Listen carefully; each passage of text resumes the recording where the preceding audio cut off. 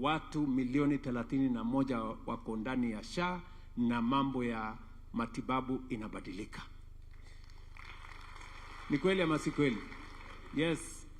So mimi nataka niwahakikishie wale watu wote ambao walikuwa wanaamini ya kwamba haiwezekani, we are going to prove to them that it is possible to change our nation. Tunaelewana jameni? Yes, hawakuamini ati tunaweza kubadilisha kilimo. Leo kilimo imebadilika. We have done what no other administration has done. We've hired enough teachers, we've changed the funding model, we've built more classrooms, we've straightened CBC. We are moving forward as a country. So I just want to assure this great nation of ours, including the great people from Marsabit, that we are going to change our nation. Wale ambao walikuwa wananiita majina, kuna siku watakuja kusalimu amri. Ndio? Yes. Wengine waliniita Zakayo, sijui Zakayo. Sasa hiyo Zakayo waliniita, si watu vijana 1640 wanafanya kazi kwa affordable housing? Si tunajenga soko 500 Kenya? Si tunajenga hostels ya vijana wetu 1180? Tuendelee ama tuendelee?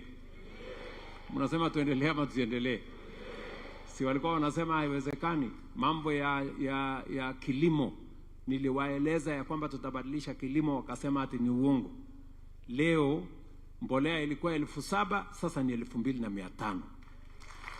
Mahindi tulikuwa tunazalisha milioni 40, sasa tunazalisha milioni 70. Bei ya kahawa ilikuwa shilingi 50, sasa ni 120. Tuendelee ama tuendelee? Si tunaelewana? That's what we are doing. Na hivyo ndivyo Kenya inabadilika.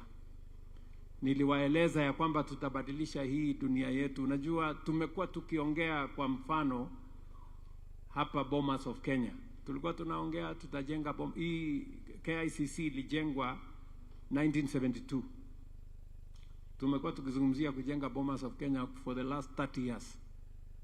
Mimi nawahakikisha Bomas of Kenya mpya iko tayari.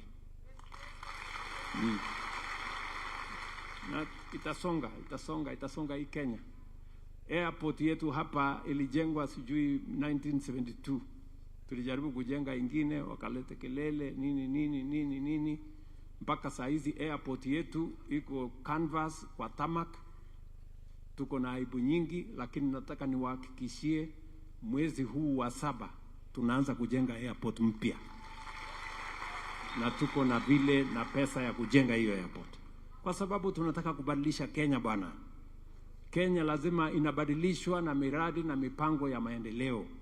Haibadilishwi na matusi, haibadilishwi na kuitana majina, haibadilishwi na hiyo vitu na ingine yote.